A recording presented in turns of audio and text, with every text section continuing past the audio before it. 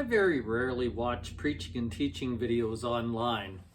I know some people really like to learn that way, but maybe I'm just old enough that I like reading books and figuring things out for myself. I very rarely listen to other people teach. But today, a guy was doing some teaching from the Holy Land, and he had a couple of videos posted, and the videos were very short, so I thought I'd watch them simply because of where he was.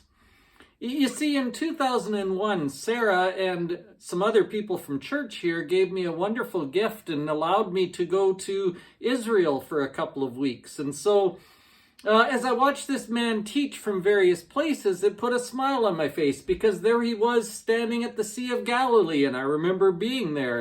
And there he was on the Mount of Olives, and down in this old city of Jerusalem, and there he was in the garden at the garden tomb and all these sorts of things. And so as he taught in each of those places, it just made me smile because it reminded me of when I was there and how cool it was to be at the place where the biblical events took place. And it was really, really wonderful for me. I'd love to take Sarah back there someday and show her around as well.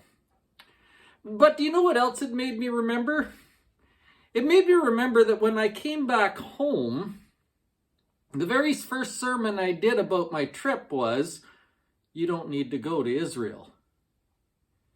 Don't get me wrong, it was great seeing all those places and putting a visual to all the things in the Bible that I've read about so many times. But my overwhelming impression as I came back home was, you don't have to go to Israel to find God. That is not really the Holy Land. That if we really understand, this is the Holy Land. My office is the Holy Land. Your living room is the Holy Land. Subway on Estevan's 4th Street is the Holy Land because some really important things have happened there. Some really spiritual conversations have taken place at those tables there. Do you see what I mean? That when God came to be with us, he didn't just come to a place, he came to you. In fact, that's the story that we often tell around Christmas time, when the angel speaks to Mary and predicts that she is going to bear the Son of God. He ends this conversation by saying this, and Matthew points this out for his readers. He says in Matthew chapter 1, verse 22, all of this took place to fulfill what the Lord said through the prophet. The virgin will be with child and give birth to a son, and they will call him Emmanuel, which means God with us. Emmanuel means God with us.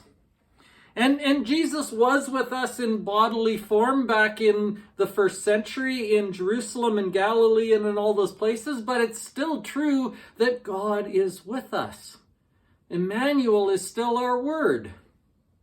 So wherever you are today and whatever is going on today and whatever you're going through today, may I just remind you that God is with us. That wherever you are is a holy spot because you can bring God to that place. That understanding and that reminder will make you smile today as well.